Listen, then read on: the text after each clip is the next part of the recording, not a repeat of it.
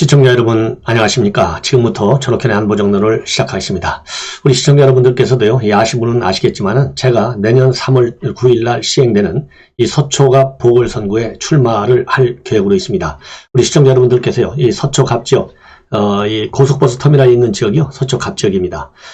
이 지역에 아시는 분들이 계시면 많이 홍보를 부탁드리겠습니다. 제가 1차적으로 가장 중요하게 역점을 두는 것은 윤석열 총장의 정권 교체, 이거를 위해서 올인하고 있고요. 그리고 부수적으로 제가 이 서초갑 지역의 당협위원장을 한 2년 반 정도 맡았습니다. 그렇기 때문에 그러한 연고 등으로 인해서 또 제가 우리 당의 국가안보위원장을 2년이 넘도록 담당을 했어요. 그런 이런저런 당과의 관계, 그리고 이 정권 교체라고 하는 이러한 지상의 목표를 위해서 지역 이 공천 보궐선거에도 적극적으로 출마하고 또 윤석열 총장을 중심으로 한 정권 교체에도 매진할 예정으로 있습니다. 이러한 저의 충정을 충분히 여러분들께서 이해하시고 또 성원을 해주시라 믿습니다. 오늘 첫 번째 방송은요, 오세훈 시장이 오늘 갑자기 심한 복통을 일으켜가지고요, 점심 식사 직전에 병원에 응급실에 달려갔어요. 그래서 오후 일정이 전면 중단됐습니다.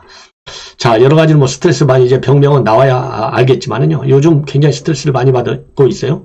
이 SH공사 사장 하나를 오세훈 시장이 지금 제 기억에 한 3번째쯤 올렸는데, 대부분이 전부 서울시의회가 지금 민주당이 장악하고 있잖아요. 그 민주당에서 끝까지 반대를 해가지고 이 3번째 올라간 이 추천한 내정된 SH공사 사장마저도 결국은 지금 굉장히 어려움에 처해 있어요. 그러니까 지금 복통이 문제가 아니라 참 어떻게 해야 좋을지 참 여러분들께서도 참 머리가 아픈데, 이게 그래서요, 바로 이게 민주주의의 말하자면 이 한계입니다. 바로 이 대목이 지나치게 수적 이 횡포가 심해지고 있어요. 대한민국 여의도 국회 민주당이 지금 180여 석 가지고 있다는 거 아니에요? 그 다음에 서울시는 100석을 지금 99석이라고 하나요? 지금 110석 중에 99석을 민주당이 가지고 있다는 거 아니겠어요? 뭐 하나 제대로 할 수가 없어요. 더더욱이 내년 6월에 지방선거가 있다 보니까 민주당 측에서 서울시장을 지금 찾아오려고 당연히 지금 목표를 하지 않겠습니까? 족족 이 오세훈 시장에 발을 묶고 있어요. 그래서 이러한 저러한 이 스트레스들, 그리고 이 어려움이 시정을 수행하는 데 있어서 이 복통하고도 다 관련된 것이 아니겠느냐, 이런 1차적 판단이 들어요. 그래서 오늘 오후 2시에 열릴 예정했던 중국 플라자 호텔에서 52차 외국인 투자자원 회의 정기회의하고요, 3시에 예정되어 있던 용산구 시립청소년 미디어센터에서 열릴 서울론 멘토링 현장 간담회 참석 예정이었었는데 모두 다 못 갔어요. 자, 그래서 이 투자자문 회의는 행정 1부 시장 조인동 부시장이 참여하고, 그리고 서울론 멘토링 현장 간담회는 연기가 된 것으로 알려지고 있습니다. 조속한 쾌유를 빕니다. 자, 이번에는요, 여러분들 아시다시피 권영세 사선 의원인데요. 그동안 영등포 쪽에 사다가 지난 총선 때는 이제 용산으로 옮겨서 용산에서 이제 후보로 나서서 당선이 된 사선 의원이고, 이번에 윤석열 총장의 국민의힘 조기 입당, 그 다음에 장성민 후보의 입당, 이런 바르자면 장 밖에 있는 선수들을 입당시키는데 상당히 중요한 역할을 맡았어요. 자, 그래서 이제 윤석열 캠프가 구성이 되면 지금 총괄선대 본부장, 그러니까 실무를 챙기는 총괄선대 본부장, 지금 보도가 왔다 갔다 하는데요. 이 복수로 되긴 되는 건 맞는데, 그중에 지금 최고 많은 복수가 4명까지 지금 이 총괄 본부장을 둔다, 이런 보도가 나오고 있어요. 그 중에 한 명이 권영세 의원입니다. 자, 그리고 다른 한 명은 임태희, 그 다음에 한기호 플러스 알파 해서 이 알파는 나경원 의원이 될 수도 있다, 이런 보도가 나오고 있어요. 나경원 의원이 이제 오늘 미국에서 들어오니까 아마도 지금 시간에는 들어와 있을 것 같은데, 이제 언론을 통해서 그 내용이 나오지 않을까. 그동안에는 나경원 의원 절대적으로 홍준표와 그리고 이 윤석열 사이에서 중립을 지키겠다, 그래서 입장 표명을 일체 자제해 왔어요. 근데 제가 보기에는요, 어차피 우리 국민의힘 윤석열 후보 딱 결정이 됐으니까 나경원 의원도 여기에 힘을 합치는데 주저함이 없으리라 라고 생각을 하고, 이제 선대위 판이 따질 때 나경원 의원의 이름도 여기에 들어갈 것 같아요. 그런데 이 권영세 의원이 말이죠, 최근 방송에 출연해가지고 윤석열 후보와 관련해서 한마디 했어요. 말하자면 윤석열 후보의 부인과 관련된 논란은 일단 한번 털고 가는 게 좋겠다. 이렇게 입장을 밝혔습니다. 자, 그러면서요, 직접적으로 뭐라고 얘기를 하고 있냐면, 김건희 씨의 경력 과장이 사실로 보이고 상당히 의도적인 것 같은데 털고 가야 되지 않느냐, 이렇게 CBS 라디오 출연 시 앵커가 물어봤어요.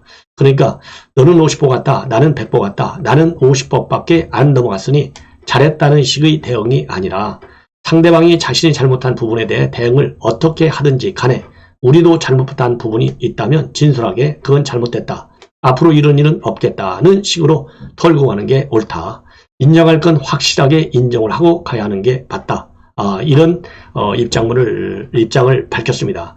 그리고 이 기존 캠프하고 김종인 간의 알력 다툼이 심할 것이다 라고 하는 관측과 관련해서도요, 윤석열 후보는 그립이 굉장히 그립이 굉장히 세기 때문에 누구 한 사람에게 의존될 사람은 절대 아니다. 그래서 이 권영세 의원의 역할론이 거론되는 게 사실인 것 같다. 그러면서요, 윤석열 후보로부터 도와달라는 얘기가, 제가 얘기를 직접 들었다. 그래서요, 선대위 합류와 관련해서 이 윤석열 후보가 이 권영세 의원한테 선대위 참여를 요청한 것을 인정을 했습니다. 참고적으로 이 권영세 의원은요, 대학 다닐 때부터 이 서클 활동을 할 때부터, 왜냐하면 윤석열 후보보다 이 권영세 의원이 서울법대 2년 선배예요. 그래서 그때 서클 활동과 관련해서도 그때서부터 대학 때부터 굉장한 친근감을 가진 그런 사이로 알려져 있어요. 그러니까 이 선거할 때 신뢰관계가 굉장히 중요하잖아요. 실력 못지않게. 그러다 보니까 이제 실력, 사선이라는, 그리고 이 개인적인 신뢰, 이 두 고리가 결국은 윤석열 총장으로 하여금 권영세 의원한테 선대위에 합류해달라, 이런 요청을 하게끔 한 것 같고요. 더 중요한 것은 이 권영세 의원은 이제 선수도 사선이지만은 박근혜 대통령 대선 때 상황실장을 했어요. 그 정도로 선거 상황 관리에 굉장히 누구보다도 센 경험이 있다는 것이죠. 이런 것 때문에 이 권영세 의원을 선대위에 합류시키고자 하는 것이 윤석열 후보의 생각인 것 같습니다. 자, 그리고요, 윤석열 후보는 20일 선대위 출범을 목표로 해서 인선의 속도를 내고 있는데요.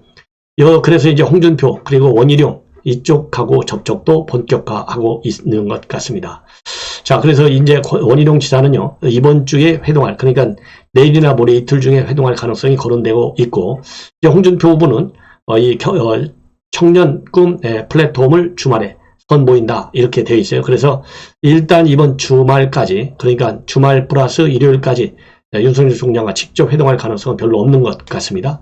그리고 원희룡 캠프의 총괄선대 본부장을 맡았던 김용태 전 의원은 윤석열 후보가 당초 8일 회동을 하자 제안했는데요.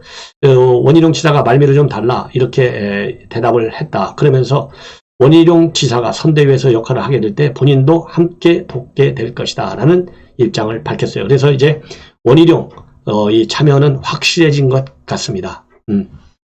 그리고 또 조경태 의원도요, 9일날 윤 후보와 통화를 해서 정권 교체를 위해서 같이 노력하겠다, 이런 뜻을 전달한 것으로 그렇게 알려지고 있어서요. 이제 선대위에 직접 참여하는 이 다선 중진 의원들의 참여가 이제 거의 확정적으로 이루어지고 있는 그런 상황입니다. 자, 이제는 여기 박범계 장관이 오늘 예결위에 출석을 해서 김승원 의원의 질문에 답했는데요. 또 윤석열 후보 두 가지로 또 몰아치는 것 같습니다. 뭐냐면은 검찰이 그동안에 부실 수사라 한 거, 이 지점에 대해서 다시 한번 말하자면 이제 감찰권을 행사하겠다는 것이죠. 이런 입장을 밝혔고, 그 다음에 윤석열 총장의 특활비 쓴 거, 이것도 문제 삼을 계획임을 밝힌 것 같아요.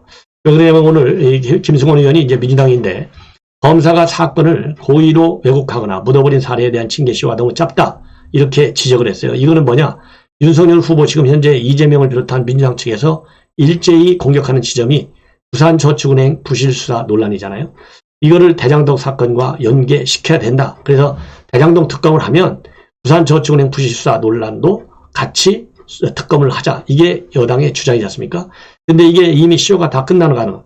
그러니까 시효가 짧아서 이거 제대로 수사 못하는 거 있는데 문제가 많은 거 아니냐, 이런 지적을 하니까 수사를 포함해서 국가기관들이 응당히 해야 될 의무를 방기하거나 유기하는 경우에는 CEO가 지나가고 해서 그 부분에 대해서 사후적인 책임을 물어야 된다. 이런 얘기인데 이런 문제에 관해서도 이제 처벌 규정을 강화하겠다라는 입장을 밝혔어요. 그래서 지금까지는 검찰 수사 관련 징계 CEO 연장은 반인권 범죄, 국가폭력 범죄, 그 다음에 성폭력 범죄 등이 논의가 됐는데 이제 부실 수사와 관련해서는 크게 주목을 못 받은 바로 이런 부분에 관해서도 짚어보겠다라는 입장을 내놨습니다. 그러니까요, 이것만 보더라도 당은 당대로, 그 다음에 정부는 정부대로, 그 다음에 또 의원들은 의원들대로 이렇게 해서 윤석열 총장 뭔지 조그마한 거든 크든 하나만이라도 걸리기만 걸려봐라. 그대로 밀고 가겠다. 반드시 검찰 수사권을 다시 말하자면 휘두르겠다. 이런 입장으로 꽉꽉 머리가 차 있어요. 이게 얼마나 참 지저분한 얘기냐. 예. 그리고 이제 검찰총장 특활비 뭐라고 이제 김 의원이 똑같이 문제 제기를 했는데 대통령이 있는 청와대도 특활비가 80억 원인데 윤석열 총장 재직서에 쓴 특활비가 147억 정도로 알고 있고 영수증 처리도 없이 어디다 썼는지도 모르는 돈이다. 그래서요, 이 검찰총장이면 차관급인데 이건 잘못 얘기한 거예요. 장관급입니다. 다른 부처와 맞게 재조정할 의향이 없느냐 이렇게 물었어요. 그러니까 박 장관은 지금 특활비 규모는 약 84억 원대로 떨어져 있다. 모든 수사기관에서 국회에 의한 통제 이야기가 많이 나오는 바람에 많이 떨어져 있고 추가 절감에는 그래서 떨어져 있기 때문에 추가적으로 더 절감하는 것은 약간 좀 어렵다라는 취지의 답변을 하면서 투명하고 공정하게 집행될 수 있도록 하겠다라고 되어 있는데요. 지금 제가 볼 때 지금 박 장관이 이 정도 얘기로 마무리 답변을 했지만 제가 보기에 언제든지 윤 총장의 특활비 또 시비를 할 것 같아요. 자, 근데요, 이 특활비 성격 자체가 말이죠. 왜냐하면 특별활동비라고 하는 것이 행정적인 절차적인 복잡성 때문에 집행을 조금 이렇게 망설이게 한다라기보다는요, 활동 그 자체에 대한 예산 지원을 더 좀 원활하게 해주자 이런 취지가 있기 때문에 영수증 처리 없이 쓰는 것도 이게 불법이 아니고 본래 특활비 집행 규정에는 그런 규정이 있을 수 있다라는 말씀을 제가 드립니다. 자, 이번에는요, 여러분들 그 참 말도 많고 탈듯 많은 이 조폭 박철민 이제 여러분들 기억 다 아시죠? 그리고 코마트레이드 대표 이준석도 아시죠? 우리 국민의힘 당대표하고 이름이 우연히 똑같아요. 이준석, 조폭 이준석입니다. 그래서 이 조폭 이준석이한테 20억 원을 조폭 단체에서 갖다 줘가지고 이 20억 원이 누구한테 전달됐다? 바로 이재명한테 과거 성남시장 때 전달이 됐다. 이런 보도가 나온 바 오래됐어요. 그런데 여기에 관해서 이재명 후보도 완전 부인하고 있고요. 이석준 코마트레이드 대표도 완전히 부인하고 있습니다. 그러다 보니까 이 국민의힘에서 이재명 비리 국민검증특위가 있는데 그 특위 위원장이 바로 김진태 위원장이에요. 이 김진태 위원장은 검찰 출신 의원입니다. 그래서 오늘 김진태 위원장이 조선닷컴에 공개한 내용을 보면 이준석 대표가 그렇게 철저하게 박철민이하고는 아무 내용도 모른다. 전혀 관계가 없다. 일면식이 없다. 아주 딱 잘라서 부인했잖아요. 그런데 이준석 이 대표 즉 이 변호사 그 사람도 마침 또 이 씨예요. 이 변호사가 최근에 8차례에 걸쳐서 박철민을 만났다. 만난 이유는 뭐냐? 박철민 씨 주장과 김치 주장은 이 조폭 연루설이 이재명과의 연루설이 나오니까 이재명 측에서는 조폭 연루 없다고 계속 해야 될 거 아니에요. 그러려면 박철민을 잘 회의 후 조정해야 될 것 아니겠습니까? 그러다 보니까 그 창구로 메시지 전달 창구로 이묘 변호사를 활용한 것이 아니냐. 이게 김진태 위원장과 그리고 박철민 측 주장입니다. 자, 그리고요, 이준석 대표 측 주장은 아니다. 본인의 이 법률 소송과 관련해서 이 변호사한테 선임을 하려고 이렇게 만난 것이지 조폭 연루설 해명하고 그거 이제 말하자면 입 마감하려고 만난 것이 아니다. 이렇게 반발하고 있어요. 자, 그래서요, 심지어 그래서 이제 박철민 씨한테 250만 원을 달라라고까지 했다는 것이죠. 그런데 문제는 뭐냐? 8차례나 만나면서 선임계도 내지 않고 만났다. 이거 수상한 거 아니겠어요? 그래서 제가 보기에는 이 조폭 연루설을 부인하는데 써먹으려고 한 것이 아니냐라는 그런 입장에 저는 힘을 싣고 있어요. 예. 자, 그래서 지금 이게 뭐라고 그럴까요? 이 조선일보에서 단독으로 보도하고 있는 내용인데 지금까지 이준석 대표가 얘기하고 있는 내용보다는 박철민 씨가 폭로하고 있는 내용, 그리고 김진태 위원장에 의해서 그 확인된 이 내용, 그래서 이준석 전 대표의 조폭을 통한 뇌물 전달설, 이것이 더 힘이 더 신뢰할 수 있는 것이 아니겠느냐, 이런 전 판단을 할 수 있다고 봅니다. 더군다나 말이죠, 이 김진태 위원장의 공개한 바에 따르면 이 이준석 대표는 이 박철민 씨 결혼식에까지 가서 방명록에 이름이 딱 올라와 있어요. 그러니까 이제 이준석 대표는 그거 내가 쓴 거 아니다, 필적 조회하자, 이렇게 나오고 있어요. 자, 그래서 사사건건 다 부인을 하고 있는 이준석, 그리고 지금 언론에 보도되는 내용이 전부 다 사실이라고 주장하는 박철민, 그리고 그러한 주장에 힘을 싣고 있는 김진태 위원장의 발언, 이런 거를 종합적으로 보면 김진태 위원장이, 이 사람도 검사 출신이라고 제가 말씀드렸잖아요. 만만치 않은 사람입니다. 그래서 이러한 검증된 내용, 왜냐면요, 김진태 위원장도 검증한 내용을 발표하겠다, 이렇게 입장을 밝힌 바 있거든요. 그래서 이 검증된 내용으로 우리가 신뢰를 하는 것이 맞겠다. 그래서 이재명 후보한테 20억 조폭의 전달설, 이것도 대장동 사태와 별도로 반드시 수사해야 할 내용이다, 이렇게 보여지고요. 이 조폭 연루서 20억 뇌물설도 별도로 국민의힘 또는 시민단체에서 법률 대응 조치를 취해야 되는 것이 아니겠느냐, 이런 판단이 듭니다. 예. 자, 이번에는요, 지금 여당 안에서도 말이죠, 이재명이 지금 후보가 국회의원을 한 번도 안 했잖아요. 근데 여의도에서 많이 생소하다는 거예요. 여당 의원들마저도 이재명이가 누군지 모르겠다는 거예요. 그래서 지금 이상한 현상이 나타나고 있는 것이, 민주당 의원들 사이에서요, 인간 이재명이라는 책이 지금 하나의 유행병이 되고 있다는 거예요. 그래서 이 책에 보면 그야말로 출생서부터 지금까지 과정 전부 다 자세히 실려져 있다고 합니다. 그래서 이재명 후보 측에서는요, 이 책을 정리해서 페북에 이재명의 웹 자서전, 이런 제목으로 계속해서 게재하고 있고, 12일 오늘까지 지금 페이스북에 9편이 올라와 있다고 합니다. 자, 그래서 이제 이재명을 좀 많이 알아야 되겠다. 그리고 강금실 장관도 이제 후원회장을 맡고 있는데요, 이 후보를 좀 제대로 봐달라, 그러면서 이재명 후보에 대한 세일 활동에 굉장히 지금 역점을 두고 활동하고 있고, 이 책을 읽어보면 이재명 후보가 민주당의 후보가 된 것이 굉장히 자랑스러워야 해야 되는 대목이고, 이 후보의 인생을 제대로 알고 보면 민주당의 가치를 대표하는 최고의 후보다, 이런 이 설득을 지금 강금실 후원회장도 상당히 강하게 전개하고 있는 것으로 그렇게 알려지고 있고요. 그리고 이재명 후보 측에서도 의원들과의 스킨십을 늘려나가기 위한 다양한 방법을 지금 고민 중에 있다고 합니다. 그래서요, 지금 현재 당에서도 이재명 바로 알기가 필요하다, 이런 상황. 그리고 이재명 측에서도 이 후보들의 여당 의원들의 대대적인 지지와 이런 활동을 위해서는 꼭 이 특별한 스킨십을 좀 해야 되겠다, 이런 생각을 하고 있다고 알려지는데, 문제는 바로 뭐냐, 지금 말이죠, 정권 교체 여론이 굉장히 많고 이재명 후보에 대한 지지가 딱 답보 상태에 들어가 있잖아요. 그렇기 때문에 이런 책을 읽는다고 해서 과연 여당 의원들이, 오늘은 이제 2년 3년 후면 또 총선 들어가는데, 과연 이재명 후보를 위해서 얼마만큼 뛸 것이냐, 이것은 의문이 된다라고 하는 것이 현재 민주당 내의 분위기라고 합니다. 자, 이런 가운데 이재명 후보는요, 듣고 또 듣고 듣겠다. 그래서 경청 투어에 지금 아주 오늘부터 본격적으로 주말을 계기로 했어요. 그래서 PK 지역을 방문하고, 특히 PK 지역에서요, 2030 세대들과의 접촉면을 넓혀 갈 예정으로 있다, 이런 보도가 나오고 있습니다. 시청자 여러분, 이것으로 이제 메인 뉴스는 마치고요. 지금 막 속보로 뜨고 있는데요, 도이치모터스 주가 조작 혐의로 검찰에서 권오수 회장에 대한 구속영장을 청구했다, 이렇게 나와 있어요. 그러면 권오수 회장에 대한 구속영장을 청구했다라는 얘기는 뭡니까? 이 얘기는 결국 윤석열 총장 부인의 구속영장 청구도 이제 곧 멀지 않았다, 이런 얘기를 하고 싶은 거예요. 그래서 제가 보기에는 지금 검찰에서 청구하는 구속영장, 이거 제대로 발부되는 거 봤어요? 이거 틀림없이 얼마나 지금 무리해갖고 수사한 거 아니겠습니까?